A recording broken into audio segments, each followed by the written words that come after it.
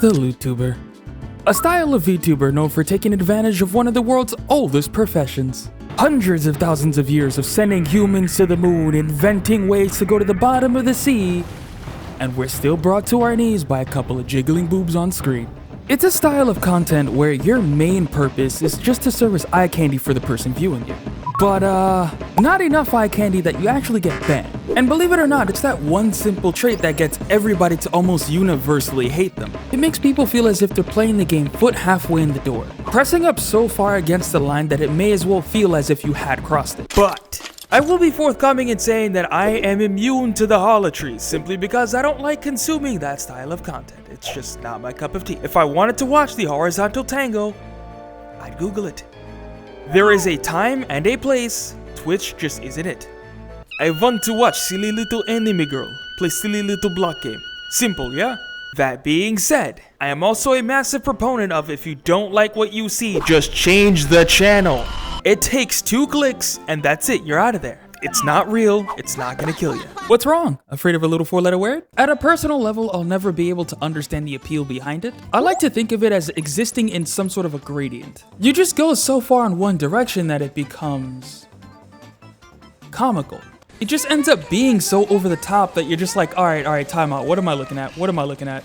But goon baiting is considered to be a lowbrow form of entertainment, so it's easy to say that they're the ones ruining the space. It's harder to take seriously when almost all of the top ones have some sort of, special link. But for as long as a lot of them have been around, they do get a lot more flack than is reasonably warranted. Surprisingly enough, a lot more of these types have been around a lot longer than you would initially think. It's assumed by a lot of people, myself included, that Hololive came first and then people like me decided to spawn in way later. But you'd be surprised at how short that wait actually was between them appearing and then the poster child for it all coming along. I'm talking less than 6 months. It's harder to say that they're the ones ruining the EN space when they've been around just about as long as the EN space has existed. It just feels like they're taking a whole group of traits that they consider to be negative and then just boiling those over into this one word. But I understand the length of time in a space doesn't necessarily mean you aren't making it worse. A common thing to hear about is a talent going indie after leaving a company and then immediately opening the gates of Mordor. You can think of your favorite one that has done this at some point in the past, and then you start to come to the slow realization that the propensity for them to do it was already in them before they even joined the company. The only thing stopping them was the company. You're comparing them to people who would otherwise not be interested in doing something like that because they're forced to, but then lumping them in together with people who otherwise wouldn't by choice. If places like Hololive didn't actively go out of their way to filter them out, do you really think someone who would have used the internet dark arts wouldn't be in one by now? But if you see a lot of the merch that they sell, it's not like they're completely against it either. It's just there's certain liabilities attached to giving you the full package. A lot of the more popular clips from a lot of the VTubers that exist even within these companies end up falling off on the side of being sussy, whether it's intentional or not. Because even they understand that's exactly what people would want to see. Numi herself has even had problems in the past where people would take clips out of context and then reframe them to make them seem way sussier than they actually were. Which is probably even worse than regular goon baiting because now you're just lying. Like it or not, they still do serve their intended purpose. Because why somebody wants to watch something doesn't exactly matter. If you decide to flick on the TV and decide you wanted to watch this... I mean, sure, more power to you.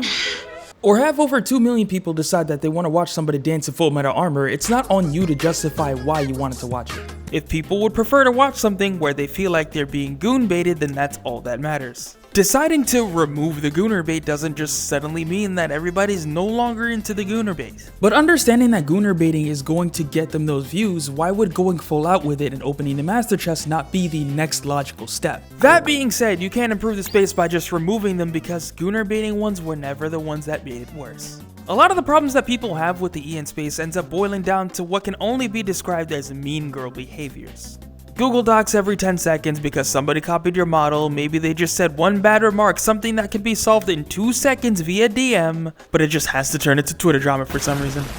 But just think about that for a second. If we're in a red or blue button situation right now and then you had all of the Lewdtubers choose the blue button, would any of the problems that made it quote unprofessional change? In a way, I can still understand where a lot of people are coming from because you did not go through 30,000 years of pattern recognition evolution to not be able to recognize patterns. Because a lot of the more popular ones end up having a lot of these special link sites, it's easy to assume and associate that trait with every negative behavior, but in reality it's more of a correlation not causation sort of a situation. It ends up feeling like the distaste around them is more misplaced. Like if we just got rid of them all, then everybody that was watching them would just disperse into all of the smaller ones. Or better yet, that it would become any less toxic than it is now. When in reality, a lot of these people will only produce what is directly being responded to. So as long as these people are making the active choice to continue consuming this sort of stuff, I just don't see a reason why they should garner this much hate. They're only doing exactly what the job description said: entertain the person that was watching.